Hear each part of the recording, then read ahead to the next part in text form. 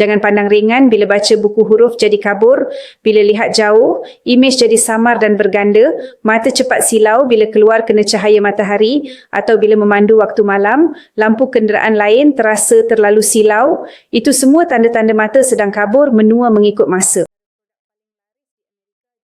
Soalan yang sangat baik. Saya tahu ramai orang bimbang perkara ini. Berita baiknya ia benar-benar berkesan.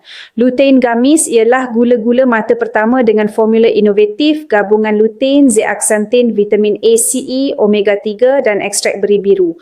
Produk ini telah diluluskan oleh FDA Amerika Syarikat dan kini menjadi antara produk paling laris di Amerika, Jepun dan Asia Tenggara.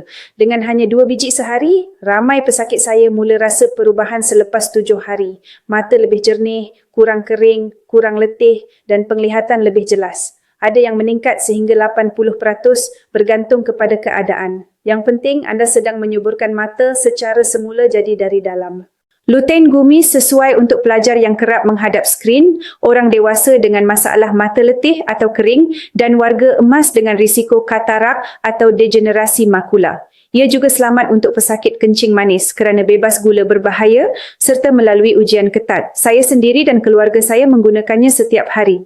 Sebagai pakar mata, saya pernah lihat ramai pesakit datang terlalu lewat sampai tak boleh dirawat lagi. Jangan tunggu sehingga terlambat. Bayangkan jika suatu hari anda hilang penglihatan, anda takkan dapat melihat senyuman orang tersayang, tak lagi bebas melakukan perkara mudah sekalipun dan kos pembedahan untuk pulihkan penglihatan sangat mahal.